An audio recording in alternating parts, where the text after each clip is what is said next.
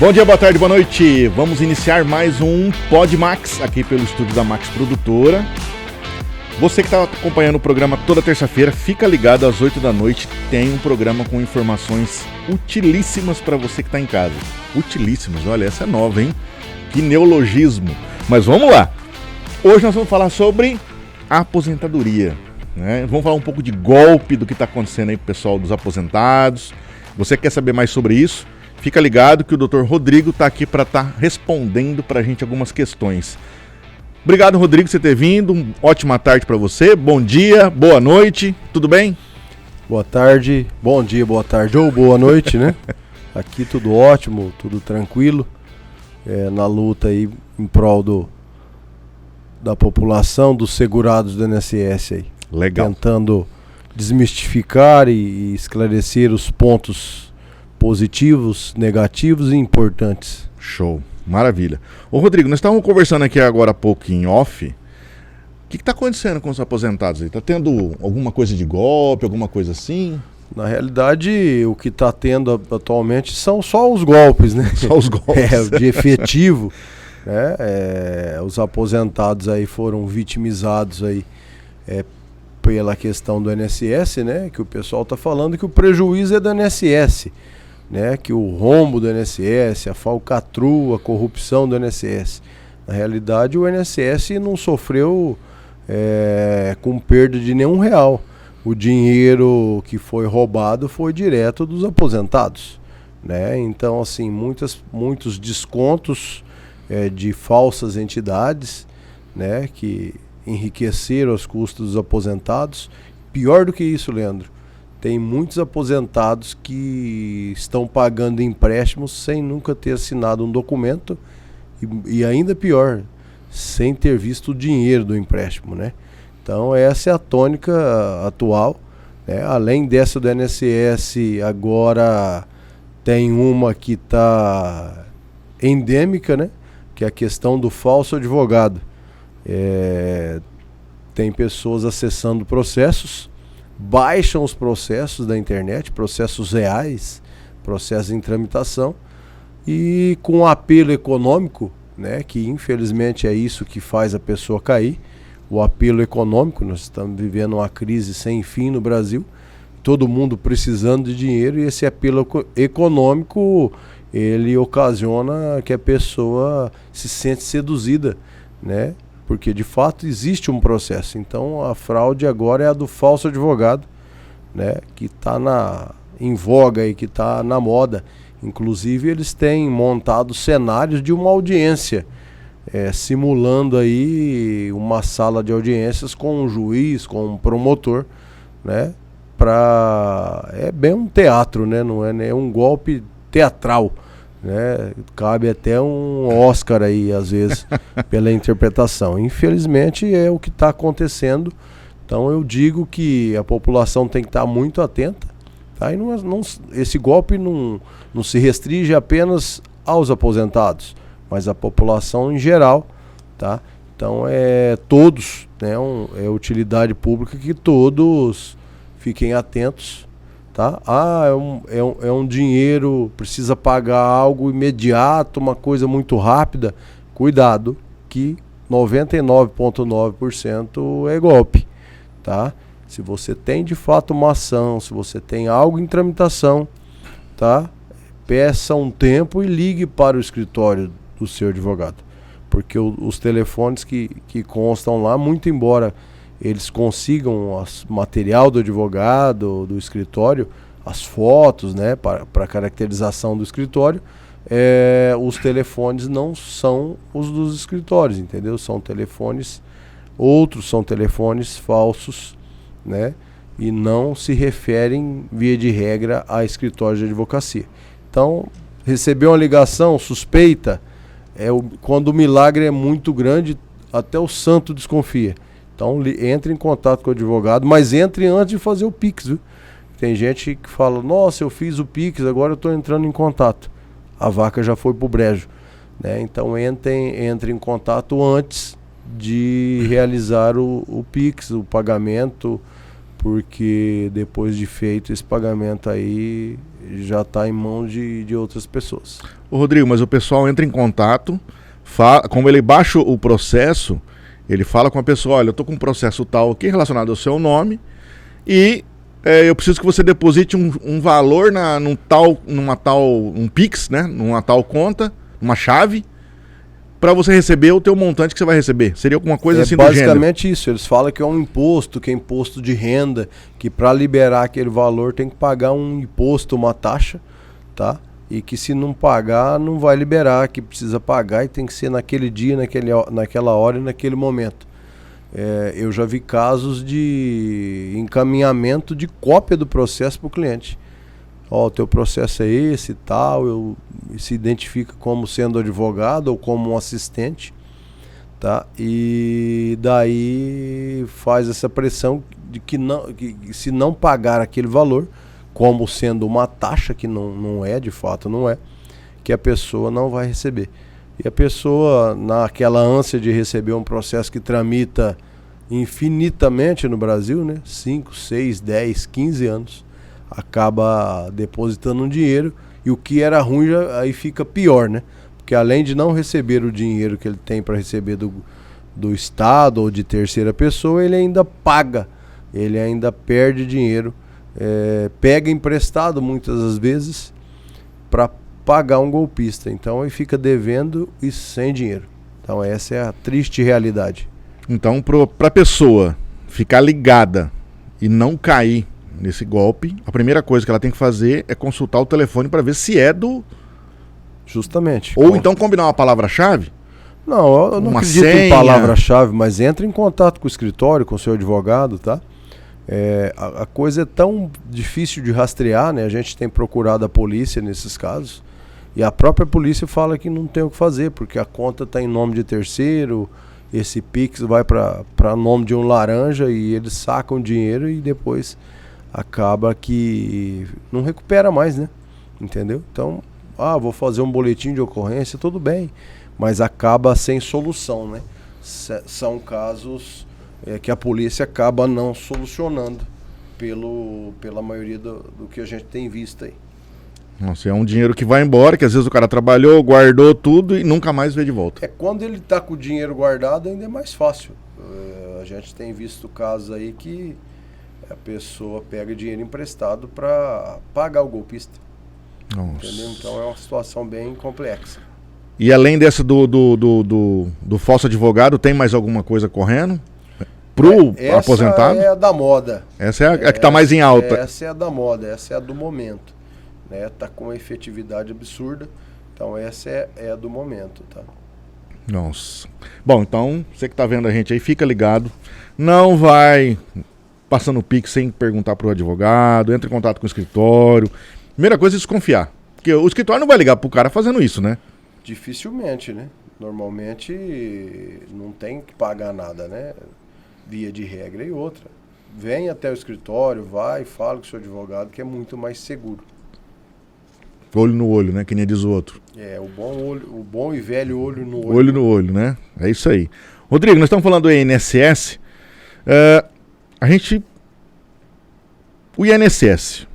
Muitas pessoas acham que a aposentadoria é sorte ou que o INSS, o que ele quiser pagar. Isso é real? Não é real, né? Não tem milagre. A gente atende com frequência pessoas, né? Que hoje em dia tem muitas pessoas com voz, né? Fazendo propaganda e promessas absurdas para seduzir. É quase um golpe, tá? Que vai aposentar com 8 mil reais, que vai aposentar com 10 salários, né? Então, assim, a pessoa só vai aposentar com valor alto se ele recolheu contribuições por muito tempo sobre um valor alto, né? Então, Rodrigo, eu recolhi salário mínimo, mas agora eu quero aposentar com 4, 5 vezes o valor do salário, tá? Então, não é assim, você recebe o que você paga, né?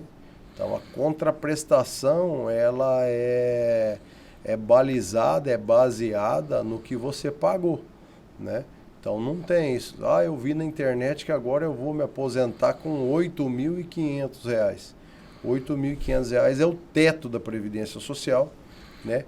Em raríssimas exceções, raríssimos segurados vão receber esse teto previdenciário atualmente, né? Então é muito difícil hoje receber teto de benefício. O cara faz uma narrativa. Exatamente. Nós vivemos no país da narrativa, né? Ou das narrativas. Das narrativas. Nós vivemos aqui. E o cara acredita que ele pagou um salário mínimo por décadas, ele vai receber um salário de 8, 10 mil. Ele acha. E assim, ele é seduzido por uma propaganda que não é verdadeira. Então tem muito isso nas mídias sociais, né? Tem muitas promessas falsas.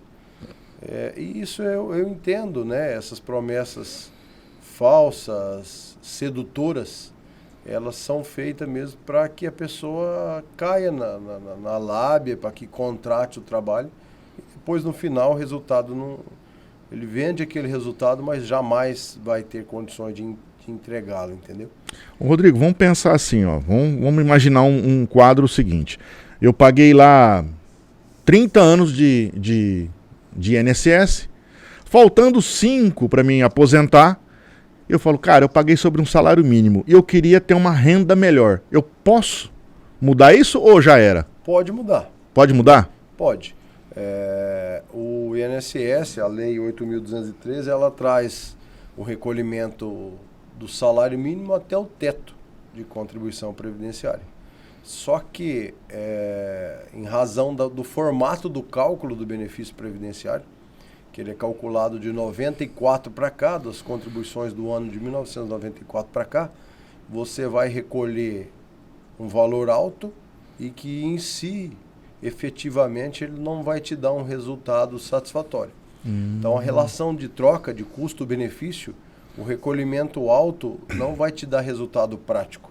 Então, às vezes, não compensa fazer, né? Daí a necessidade de fazer um planejamentozinho previdenciário para ver se compensa ou não fazer. Via de regra, não compensa. Via de regra, você vai jogar dinheiro fora, né? Por que tem essa tônica ainda, Leandro, de nossa, eu vou recolher nos últimos períodos, nos últimos 4, 5 anos, porque eu vou mudar o valor do meu benefício? Porque até 1998 era assim. O benefício era calculado de acordo com a média dos últimos 36 recolhimentos, tá? Então, eu aumentei minhas contribuições nos últimos 36, recolhi salário mínimo a vida inteira e nos últimos 36 eu recolhi contribuições sobre o teto. Importante ressaltar que também naquele período em que estava vigente ali a Lei 9.032, em momento anterior a 9.000, a Lei 9.876, como contribuinte individual era escalonado. Você começava na escala 1, 2, 3 até a escala 10. Então também não dava para sair do salário mínimo e passar a recolher sobre o teto, sobre o máximo. Mas registrado em carteira dava certo, né? Então hoje você pode estar recolhendo sobre o mínimo, tá? E depois recolher sobre o teto, justamente porque não vai dar tanto efeito financeiro positivo. Por isso que hoje é liberado e antes não. Antes era escalonado. Entendi. E o simulador do INSS é confiável? O simulador do INSS é uma faca de 2 gumes, né? O simulador do INSS, ele vai ter lá ele vai fazer com base no que está informado nas informações constantes no CNIS, né? O CNIS é uma sigla, né, que é Cadastro Nacional de Informações Sociais, que é onde traz o seu histórico, o histórico de contribuições e o histórico de vínculos empregatícios. Se tiver tudo certinho lá no CNIS, que é muito raro, às vezes ele vai calcular correto, tá? Se tiver faltando tempo de trabalho não constante no CNIS, ele não calcula, e salário de contribuição da mesma forma, tá? A gente tem se deparado muito hoje com uma situação que a pessoa ele possui mais de um NIT. NIT é um número de informação do trabalhador. Então você é como se fosse um CPF do trabalhador, um CPF para o INSS, para fundo de garantia, para essas situações. Então nós nos deparamos aí com frequência que a pessoa aparece no escritório com um carnê, 2, 3, 4 carnês de contribuição, você acessa o CNIS e não existe aquele número de NIT, né? E às vezes até nem no INSS consta aquele recolhimento, nem puxando documentação mais antiga. Aí temos que fazer a unificação de NIT, fazer um trabalho administrativo para somar esse período. Então é muito comum isso, a pessoa ter mais de um NIT e no INSS constar apenas um NIT, tá? Rodrigo, isso acontece com aquele cara que, eu vou me aposentar, eu vou lá, eu faço tudo sozinho, não preciso contratar advogado, nada. Acontece isso com ele. Olha, eu vou falar para você hoje, Leandro, essa questão de aposentar sem advogado hoje, eu acho que é quase impossível, né? A exigência hoje é tão grande de um processo administrativo muito bem instruído que eu acho impossível a pessoa fazer um processo administrativo sozinha. Eu falo fazer ele bem feito. Uhum. Tá? Nós temos aí do final do ano uma decisão tomada pelo STJ, pelo Superior Tribunal de Justiça, no julgamento do tema 1124, que ele é o seguinte: você foi ao INSS, que nem é mais INSS agora, né, que faz esse procedimento, foi ao PAT, Posto de Atendimento do Trabalhador, que aqui tem um convênio, aqui em Votuporanga mesmo, a prefeitura tem um convênio, ou online, né? Então assim, você fez o pedido online, teu pedido não foi instruído com a documentação correta, demorou 1, 2 anos, 3 anos, e ele foi negado. Se você for no judiciário fazer esse pedido, você vai ter que entrar com o pedido administrativo do zero, começar novamente e não receberá os atrasados. Então, essa é a realidade do quanto decidido nesse tema 1124. Então, hoje, para você ter uma ideia, isso o INSS vinha alegando já de muitos anos e foi julgado agora, favorável ao INSS. Infelizmente, as decisões judiciais têm sido no sentido de reduzir as possibilidades de concessão do benefício, reduzir o valor do benefício e até mesmo negar os benefícios. Tá? Então essa é a realidade hoje. Daí eu te falo com segurança que nem todos os advogados, escuta o que eu estou falando, nem todos os advogados estão preparados para a realização de um pedido administrativo bem feito. Hoje é exigência que o pedido administrativo seja completo, tá? Seja muito completo, muito bem feito, tá? Então daí sai a conclusão de que eu, sendo segurado, eu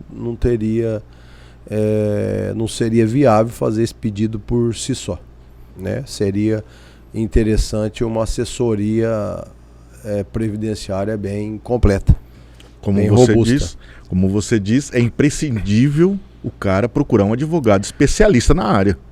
Tem pessoas que realizam essa prestação de serviço previdenciário, tem bons profissionais e também tem os nem tão bons, assim como temos bons advogados e os nem tão bons, né? Então que procure um advogado ou alguém especializado que saiba o que está falando, tá? Que venda um peixe que ele possa te entregar, tá? Porque a gente fica vendo aí muita gente vendendo, a gente brinca, né? Que vende a mãe, mas não entrega, entendeu? Então é isso. É igual aquele golpe que tinha no Rio de Janeiro. Eu não sei se você ouviu falar, mas o cara vendeu pão de açúcar pro cara e... Cara, como você compra o pão de açúcar? Não existe isso. O brasileiro, ele é ninja. É o jeitinho, né? Não, ele é especializado. Aqui a gente brinca, né? Que fala assim, aqui não é para amador. O Brasil não é um país para amadores, né? Aqui tem que ser especialista mesmo. Ser especializado. Ô Rodrigo, e o trabalho rural? Como é que o cara junta o trabalho rural com aquela aposentadoria híbrida? O cara tá aposentado, trabalhou um período no rural e foi para a cidade. Como é que ele... Então, essa aposentadoria híbrida, ela foi instituída em 2008. Né? Ela foi instituída em 2008. Só que quando instituíram ela, o objetivo dela foi ineficaz. Que na lei, ela determinava que aquele trabalhador urbano que foi para o meio rural poderia somar o trabalho urbano ao trabalho rural para atingir o tempo necessário para a aposentadoria, no caso 15 anos. Na realidade, o Brasil é exatamente o contrário disso. Nós tivemos um êxodo rural na década de 1980 em diante, que o pessoal do meio rural migrou para a cidade, e não o contrário. Hoje, a gente já vê um movimento um pouco contrário, né? A gente tem discutido isso muito. Aqui ainda não temos na nossa região, mas eu acho que tende a haver uma mudança, né? Mas na região sul, né, Paraná, Santa Catarina e Rio Grande do Sul, é muito comum, né, ver aí o pessoal voltando, os pequenos produtores voltando para, que foram para a cidade, voltando para o meio rural para assumir propriedades de pais e tal, né? Tanto que lá nesses 3 estados aí ele tem uma rede de cooperativismo gigante, né? E eu acho que os estados do sul, do sudeste aí e os demais estados devem ocorrer o mesmo movimento, né? Então eu falo que em breve o pessoal que está no meio rural, no meio urbano, que tiver a oportunidade de estar voltando para o meio rural, vai ter esse movimento contrário. Aí essa situação, como a lei tratava de algo inexistente, foi para julgamento também pelo STJ, né, que foi o tema 1007, e aí previu-se a possibilidade de aposentadoria por idade híbrida para aquele cidadão que saiu do meio rural na década de 80 e que, vindo para a cidade, não conseguiu recolher contribuições em número mínimo urbano para se aposentar urbano. Então aí decorreu a possibilidade dele somar o rural ao período urbano para a obtenção da aposentadoria por idade híbrida, tá? Não confunda a aposentadoria por tempo de contribuição. A aposentadoria por tempo de contribuição é aquele segurado, aquele cidadão que já tem lá 20, 25, 30 anos de contribuição urbana ou rural, com registro em carteira, com recolhimentos, com contribuições, que quer somar o período de trabalho em economia familiar. É um tipo híbrido, mas é outra modalidade de aposentadoria. Esse aí é uma aposentadoria por tempo de contribuição, espécie 42. Aposentadoria por idade é a espécie 41. Tá? Então são casos muito, embora parecidos, o resultado e a ótica legal é outra, tá? Mas em ambos possibilita o reconhecimento do trabalho rural. Na aposentadoria por idade híbrida, você pode somar rural em qualquer período. Na aposentadoria por tempo de contribuição, você pode somar rural sem recolher contribuições até dia 30/11/1991. Se você tiver trabalho rural posterior a isso, para somar na sua aposentadoria, espécie 42, você tem que indenizar o trabalho rural. Tá? Então, essa também é uma das maiores diferenciações entre um benefício e outro. Tá bom? Entendi. E para aquela pessoa que está vendo agora a gente aqui, que mora no meio rural, o que ele tem que ter em mãos para ele poder aposentar? Aí já é uma outra modalidade de aposentadoria. Aí nós estamos falando de uma aposentadoria por idade rural. Rural. Né? O rural, ele exige uma idade hoje de já há muito tempo, assim, né? 55 anos de idade para a mulher, 60 anos de idade para o homem. Quando ele completar a idade ou quando ele for requerer o benefício, ele tem que estar em pleno exercício da atividade rural. Tem que estar efetivamente trabalhando no meio rural. Morando lá. Não necessariamente morando, ele pode morar na cidade, mas trabalha lá no meio rural. né? Então hoje é uma confusão muito grande que o pessoal faz e fala assim, eu atendo diariamente e a pessoa fala assim, eu trabalhei a vida inteira na roça, principalmente a mulher. E aí a pergunta seguinte é, a senhora é casada? Eu sou casada. Faz muito tempo? Ah, tem 40 anos que eu sou casada. E o seu marido trabalha onde? Ah, sempre trabalhou na cidade. Então assim, ela saiu do meio rural há muito tempo, né? Então ela não está trabalhando no meio rural. Então ela não tem condições de se aposentar rural. É o caso de uma aposentadoria por idade híbrida, que ela vai somar aquele rural anterior, aquele rural remoto, às contribuições previdenciárias para obter o tempo de carência, o número mínimo de contribuições ou tempo de trabalho suficiente para aposentar. Então aí 15 anos somando rural e urbano, aposentadoria por idade híbrida. O rural precisa comprovar os 15 anos também de trabalho rural, mesmo que de forma descontinuada, tá? Mulher 55 anos mais 15 de rural, estando quando completou a idade ou quando for requerer o benefício, obrigatoriamente trabalhando no meio rural. E o homem, da mesma forma, só que com 60 anos de idade. O que é necessário para caracterizar o rural? Ter prova do trabalho rural. Tá? O que é isso, Rodrigo? Ah, eu tenho uma pequena propriedade rural, eu sou produtor de hortifruti, eu entrego para o mercado, eu vendo na feira, eu tenho nota disso, eu tenho nota de compra de insumos agrícolas. Na minha certidão de casamento eu estou registrado qualificado como lavrador. É isso. Então precisa de ter robusto início de prova material. Tá? Ah, eu trabalho na extração de seringueira. Cara, cadê a nota da venda do produto? Cadê o contrato de parceria de seringueira?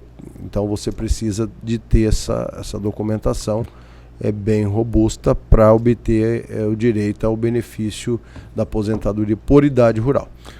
A pessoa que está no rural, como a pessoa que está na cidade, o INSS avisa ela que ela aposenta ou ela tem que ir atrás? O INSS não avisa ninguém. Na realidade, nós somos avisados só de imposto, só de coisas ruins. Ninguém avisa ninguém sobre direito, tá?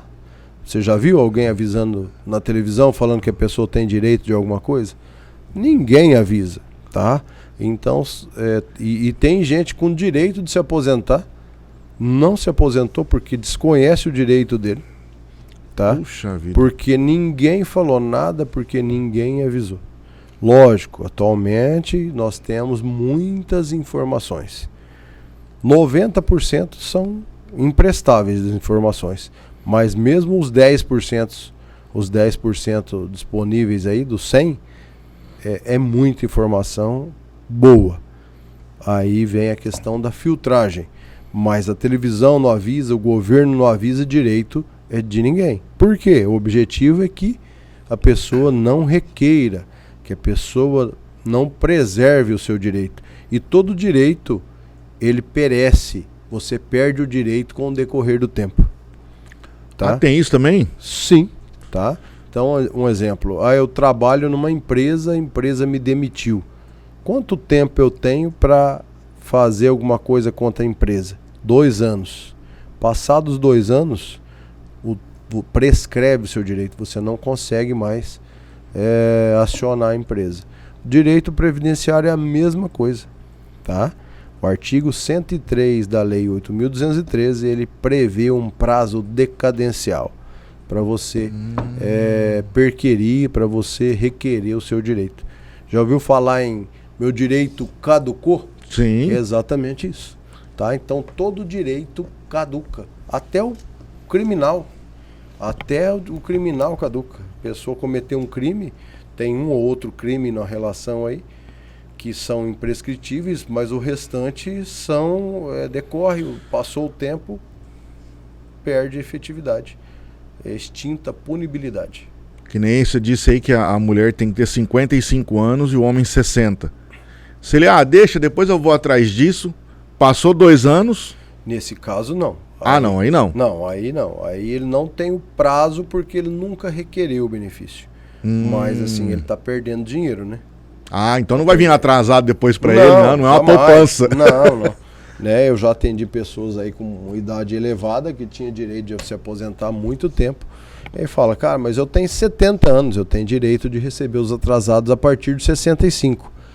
E a pergunta é essa, você requereu o seu direito, seu benefício? Nunca.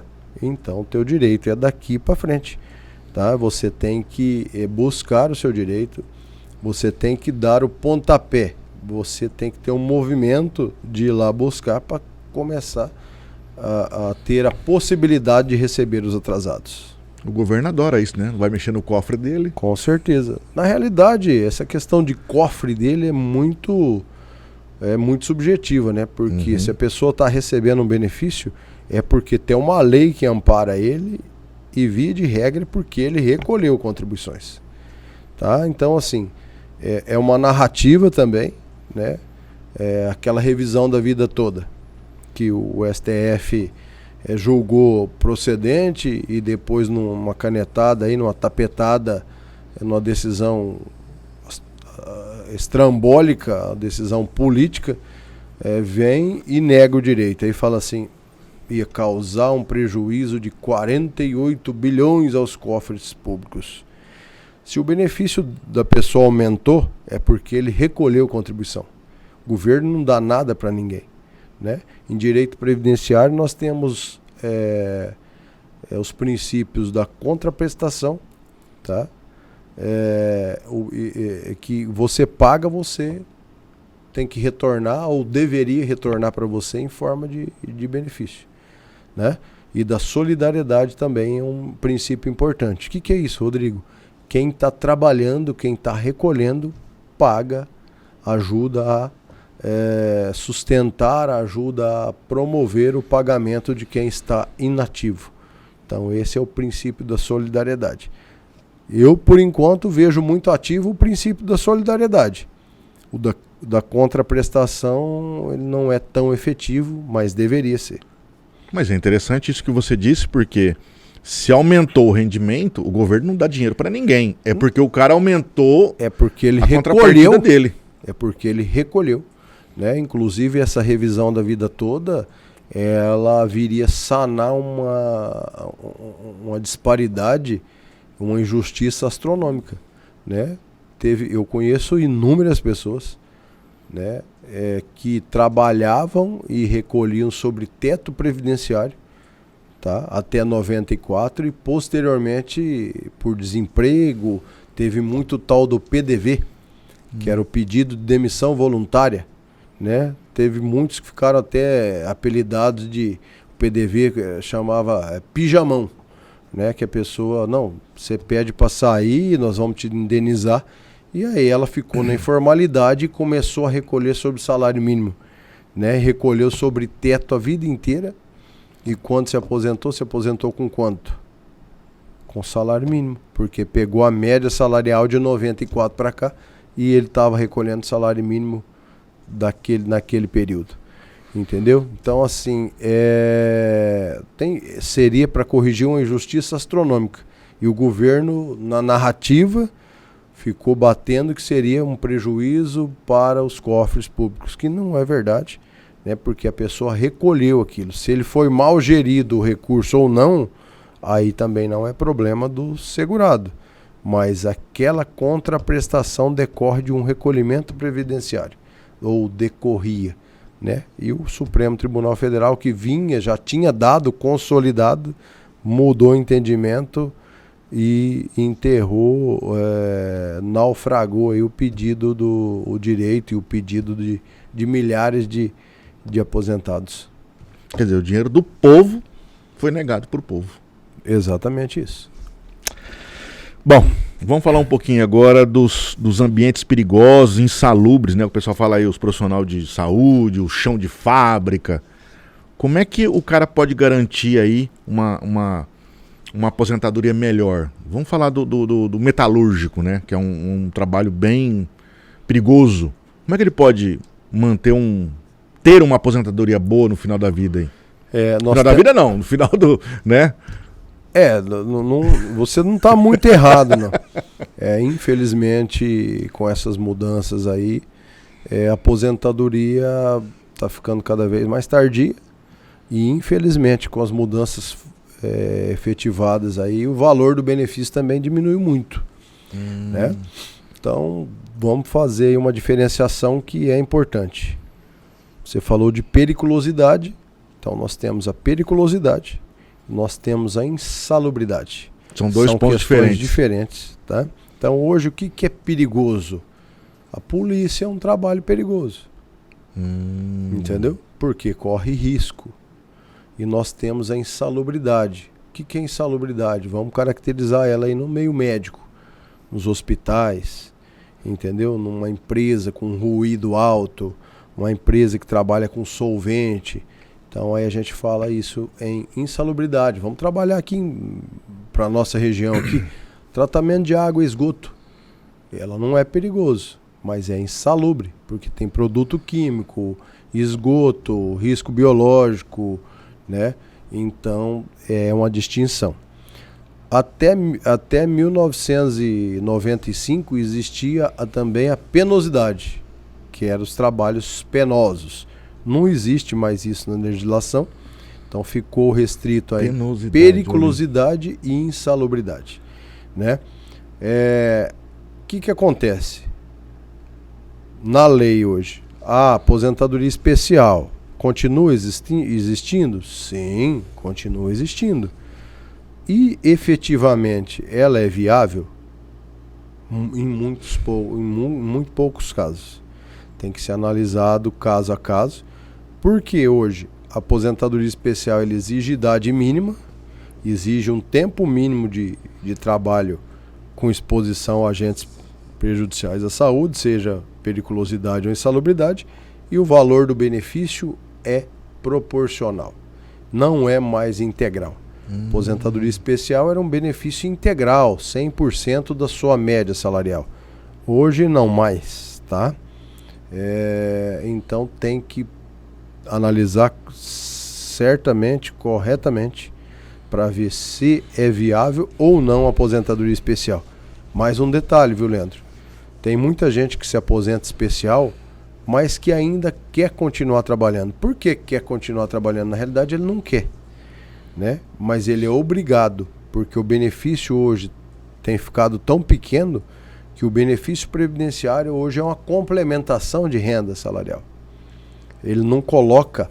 Lá atrás, quando eu comecei, há 20 anos atrás, existia uma palavra muito ativa no meio previdenciário, que era a tal da aposentação.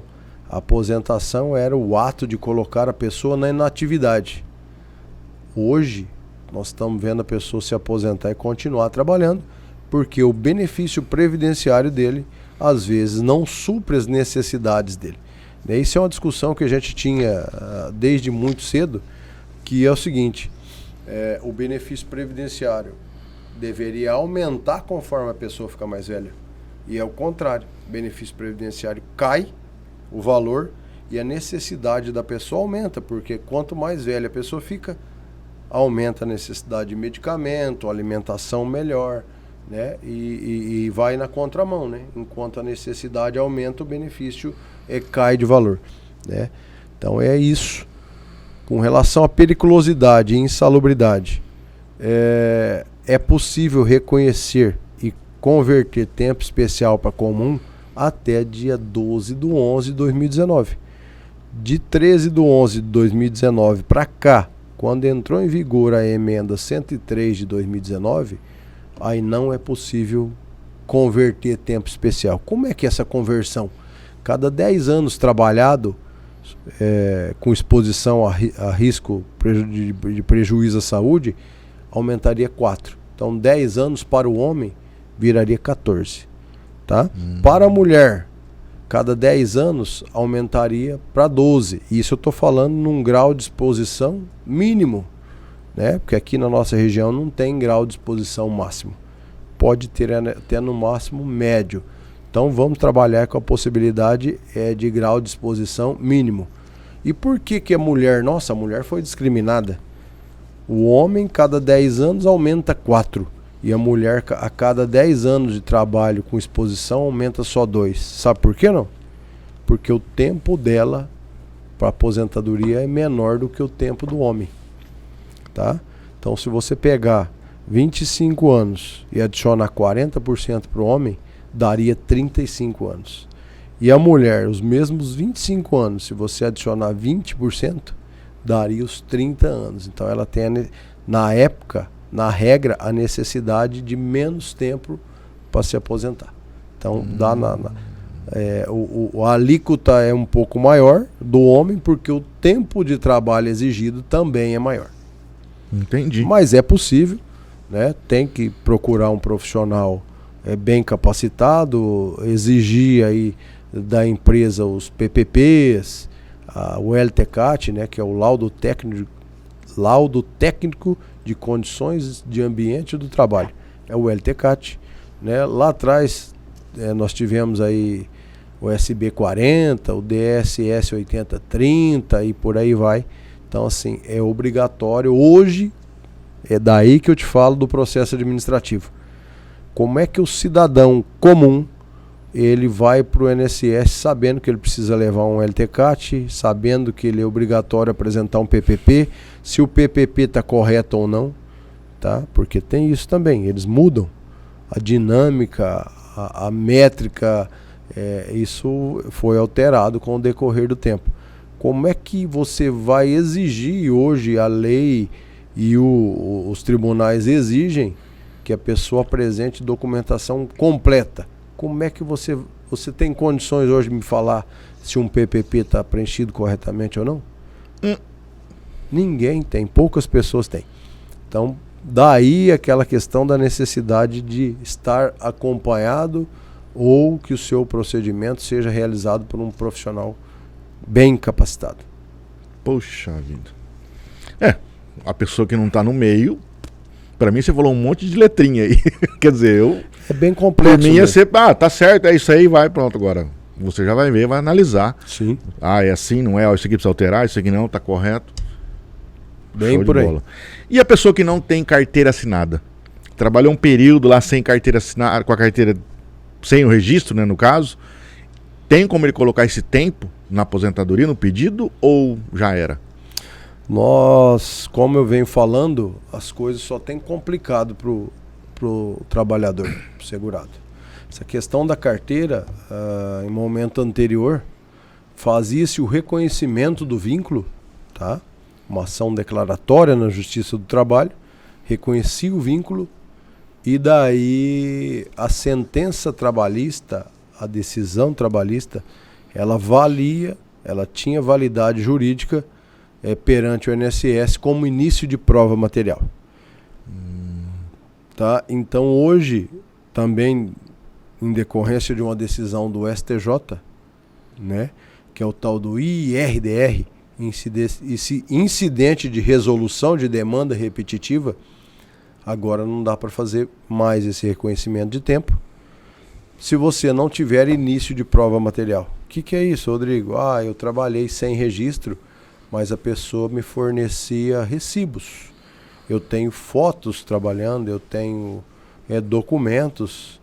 Se ele já estava na informalidade, é exatamente porque ele não tinha documentos, né? Então hoje ficou muito dificultado isso. Se essa decisão se tornar efetiva, vai ser muito, muito difícil o aproveitamento desse tempo sem registro para fins previdenciários. Muito. Ô Rodrigo, e assim, o INSS, né? A gente falou lá do simulador, falou da falta de documento. Que é mais ele erra porque ele quer, às vezes, a conta do aposentado ou é sem querer querendo? Eu acho que errar por querer, eu acho que não é esse o caso, né? Eu acho que o volume de trabalho também dos servidores do INSS é gigantesco. Hoje o serventuário amanhece com uma carga de trabalho absurda e ele tem que dar vazão àquilo, são metas de trabalho, né? Eu a gente bate nessa tecla muito, eu bato isso muito no escritório. Nós que prestamos serviço para o segurado, para a população, nós temos 2 métricas no escritório. Em primeiro lugar, a qualidade do trabalho prestado. E o segundo é produtividade, quantidade. Tá? Nós temos essas 2 métricas. O servidor público, isso não é nenhuma crítica, tá? Mas é o sistema, ele só tem uma métrica, que é a quantidade. Esse compromisso de qualidade é secundário. Tá? Então você hoje aqui, no teu trabalho, na sua prestação, você precisa ter, em primeiro lugar, qualidade. Qualidade. Tá? Se você não tiver qualidade, você não sobrevive. E em segundo lugar, se você conseguir produzir bastante, com qualidade, essa é a sua métrica. A métrica do poder público é só uma, e quantidade. Tá? Liberar o trem. Então, assim, e não é culpa do servidor. É uma exigência do sistema que ele trabalha. Ele tem que fazer algo sobre-humano. Então, também não tem como exigir uma qualidade do trabalho, porque ele tem métricas de produtividade. Entendi. Ô, Rodrigo, para aquele cara que está lá com seus 50 anos hoje, está sentado na cadeira, está trabalhando, está em casa, e ele está pensando na aposentadoria, o que ele tem que fazer? Qual que é o passo a passo que ele tem que organizar? O que ele tem que buscar para ele ter uma aposentadoria mais tranquila? Eu só não entendi se ele está trabalhando ou se ele está sentado. Às vezes ele está na casa dele sentado, né? Ou ele está trabalhando também, vai saber. Hoje, na realidade, sempre foi assim, né? Deve-se buscar aí um profissional para realizar um planejamento previdenciário. A gente atende também muitas pessoas com idade avançada e que falam: nossa, eu queria ter começado a pagar lá atrás.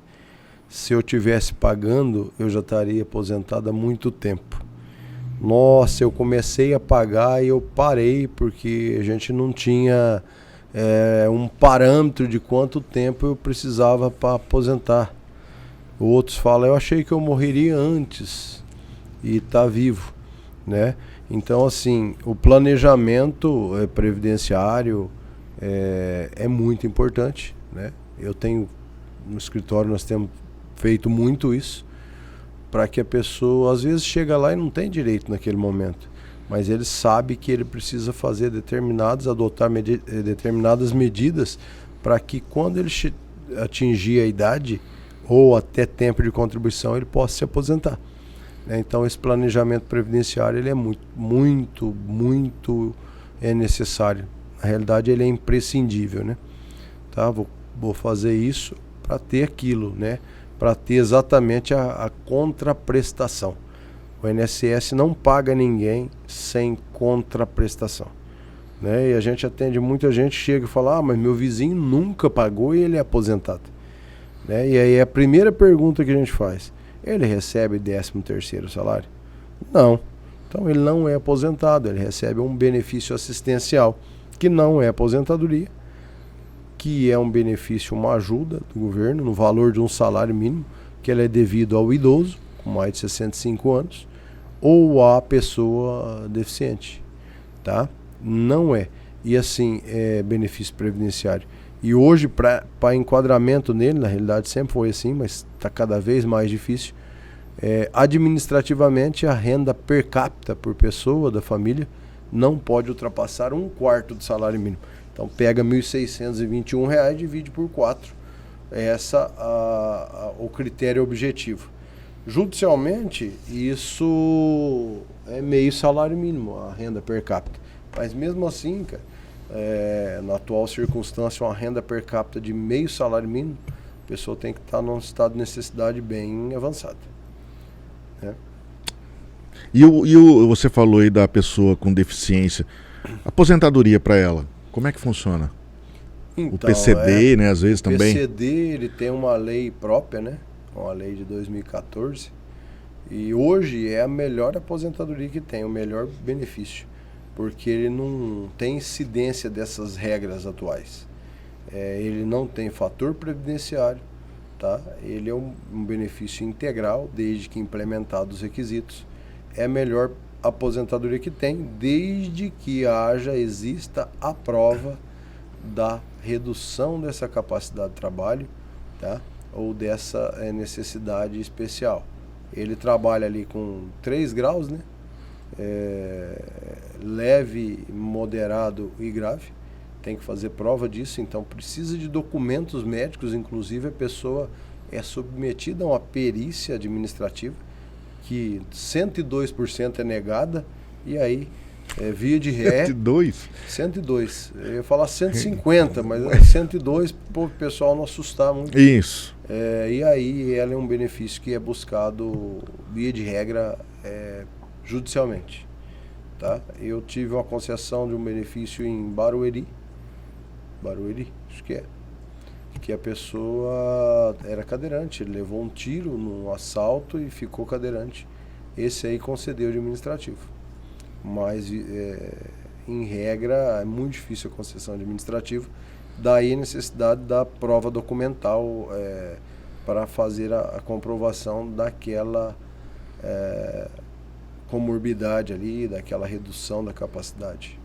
O PCD, ele é o mesmo PCD que o pessoal fala para montador, alguma coisinha? O cara lá tirar um carro novo, você tem um desconto por ser PCD. É o mesmo PCD?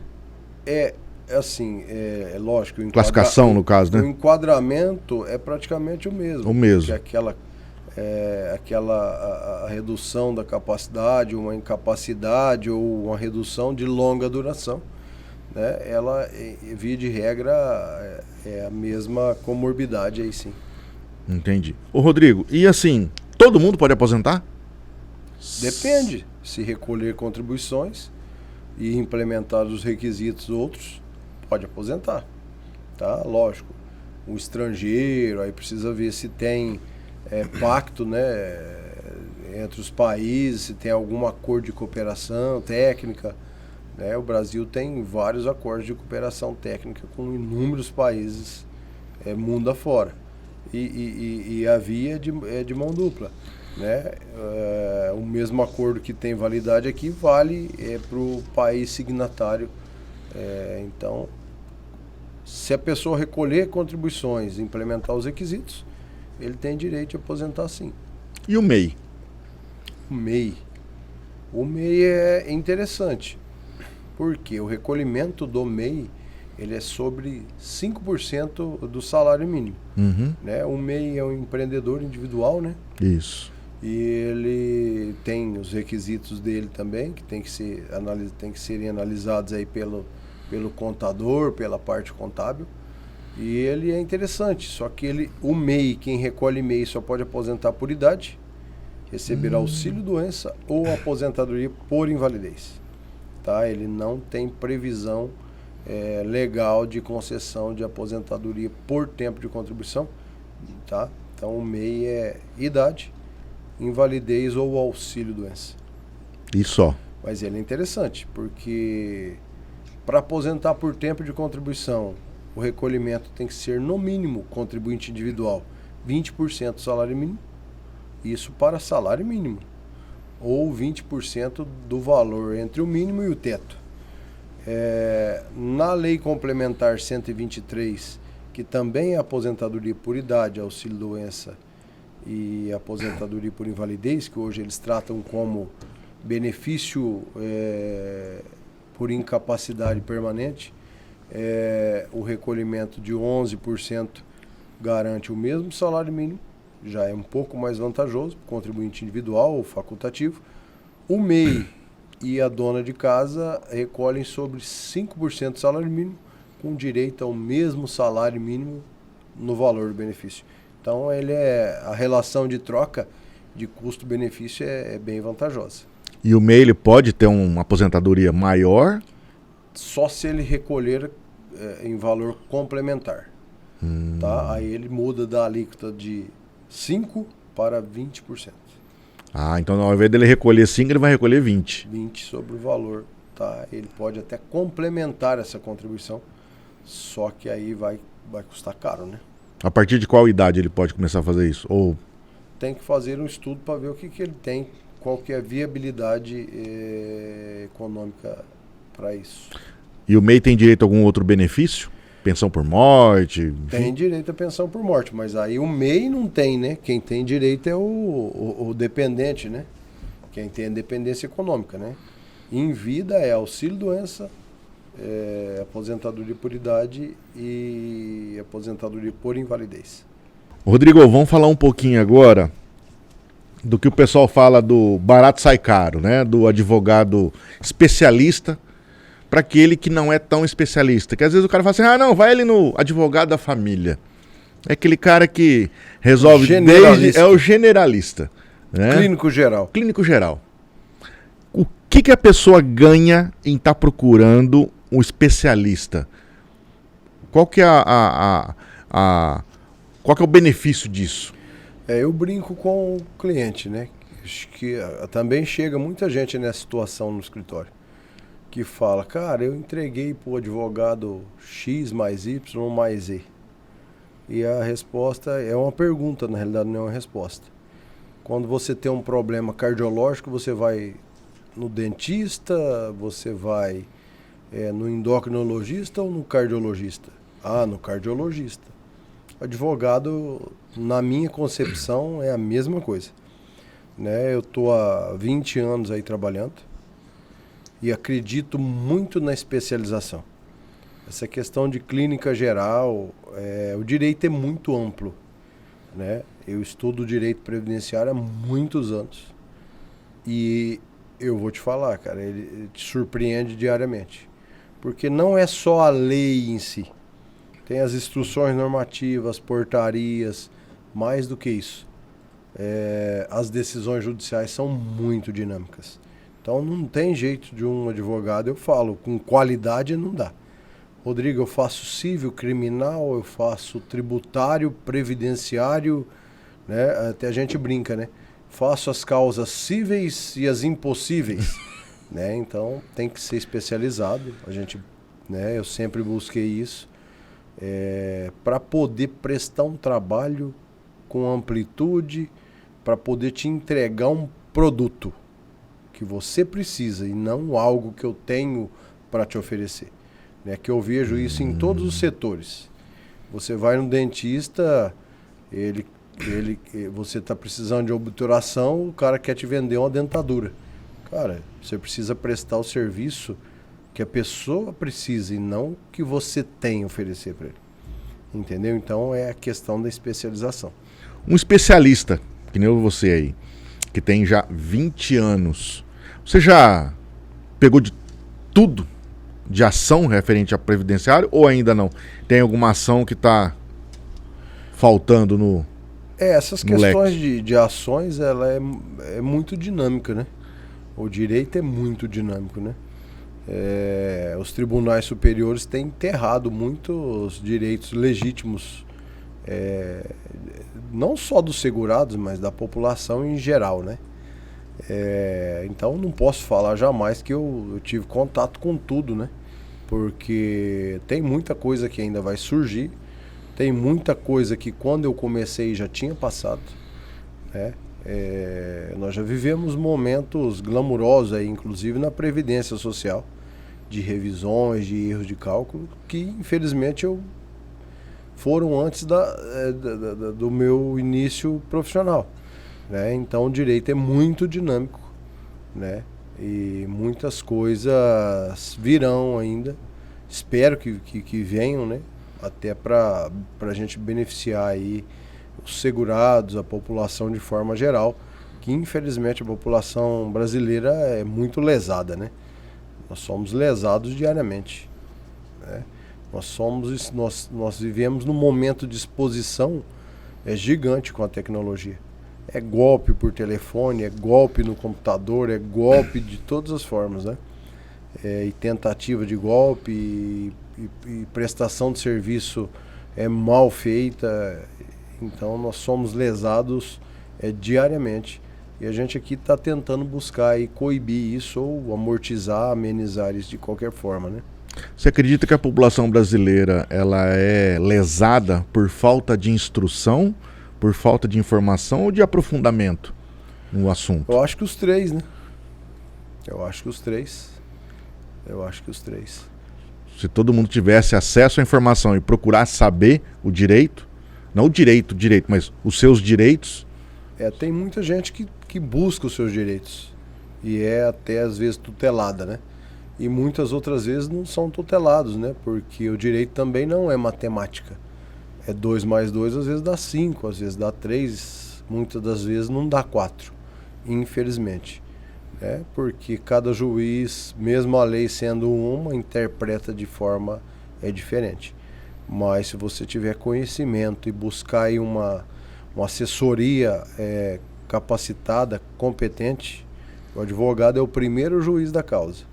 Então o advogado vai analisar esse processo, esse procedimento e vai te dar um norte. Que aí eu te falo aquela questão da fantasia. Direito e processo não é fantasia. Você tem que entrar estruturado.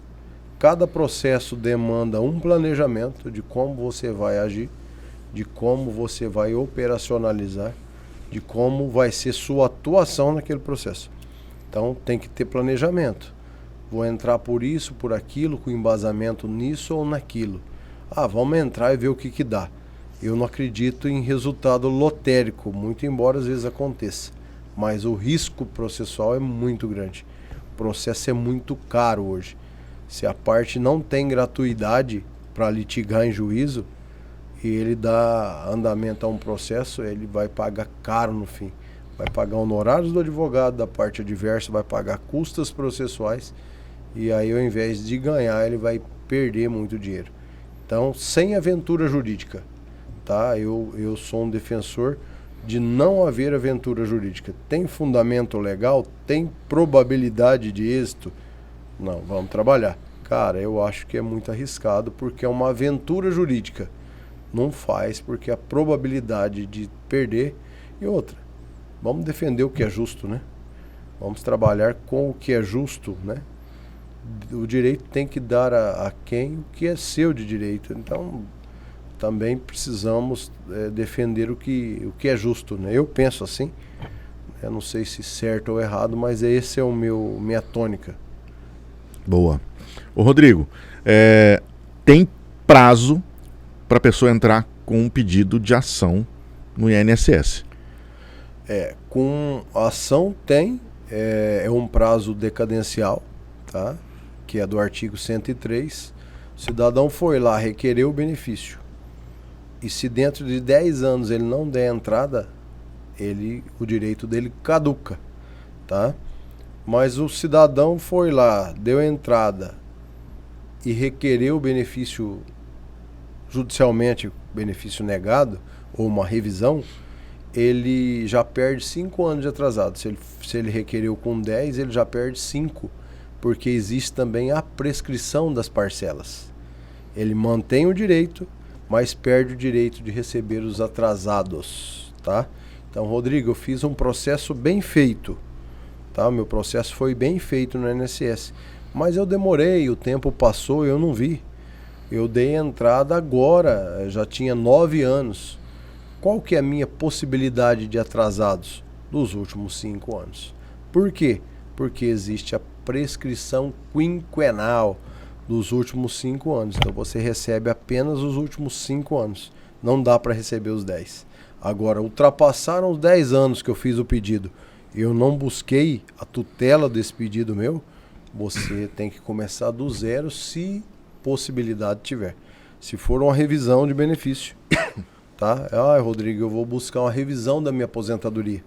Decorreram mais de 10 anos, teu direito decaiu. Você vai continuar com o benefício do jeito que está. Tá bom? E isso também vale para o INSS. O INSS implantou, que também existe, viu?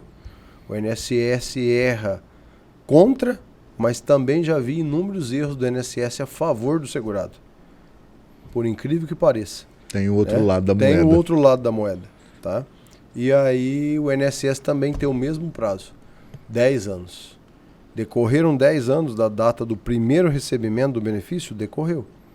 o INSS também não tem o direito de fazer revisão, de cancelar ou de mexer naquele benefício. Muito embora eles façam, e nós temos feito aí reversão disso. Vários casos, inúmeros casos. Opa, o INSS começou a rever seu benefício depois dos 10 anos. Seu benefício aqui já estava consolidado e já foi atingido pelo prazo decadencial.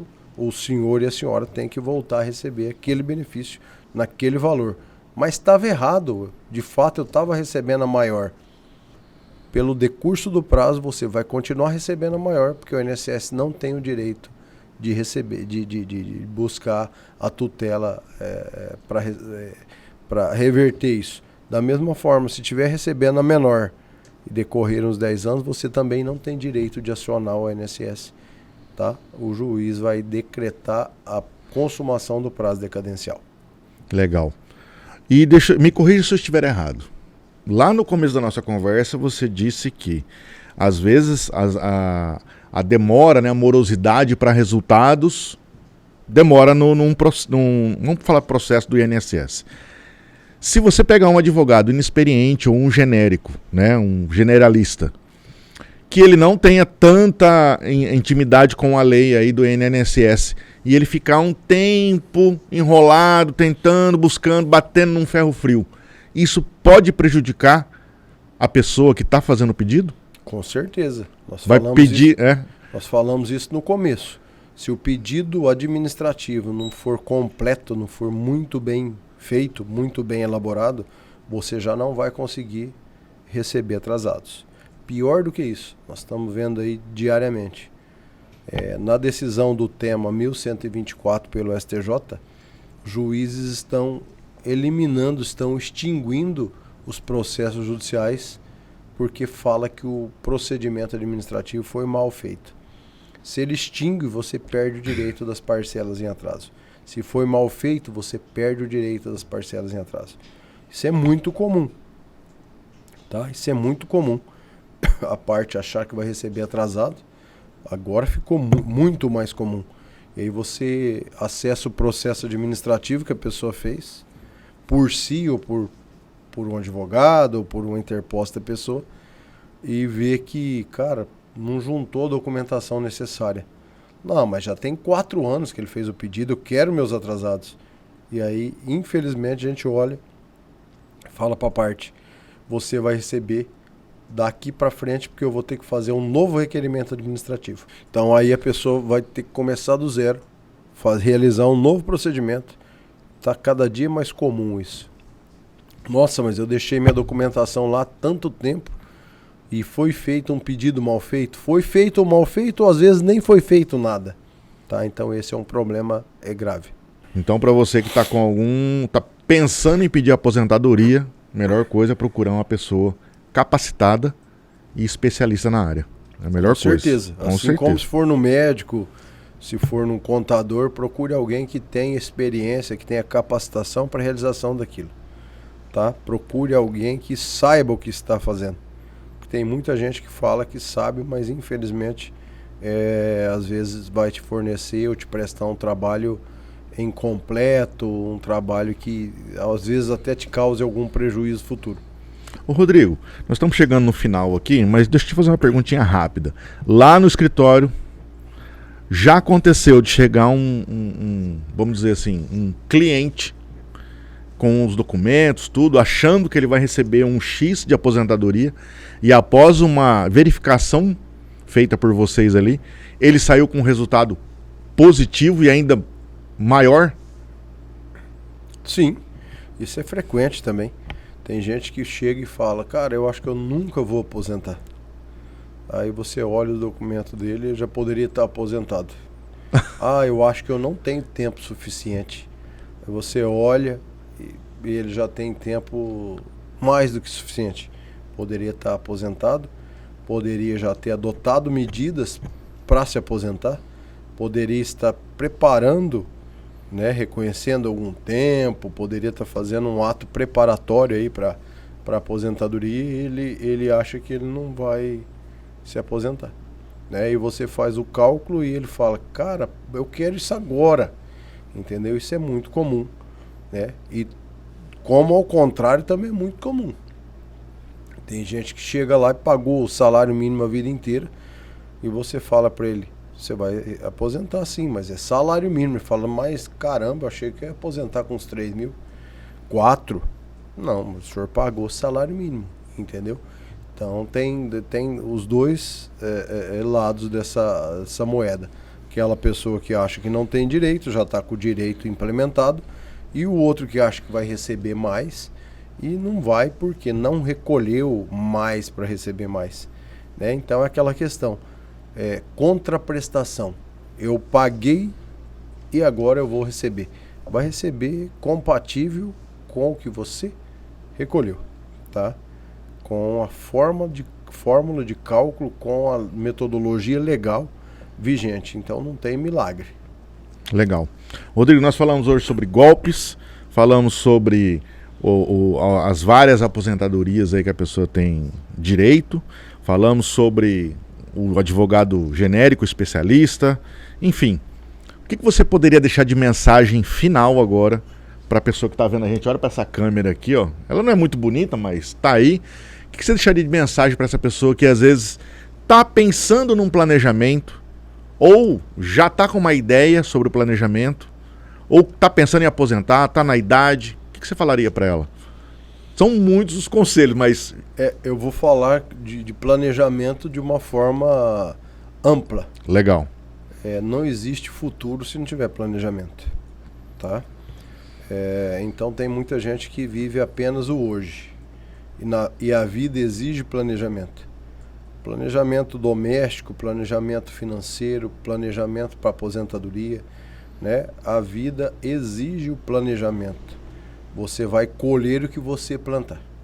Então, se plantou flores, pode às vezes não colher flores, mas se não plantou flores, vai colher espinhos, né? Então, você é o que você cultiva, o que você planeja e o que você executa, né?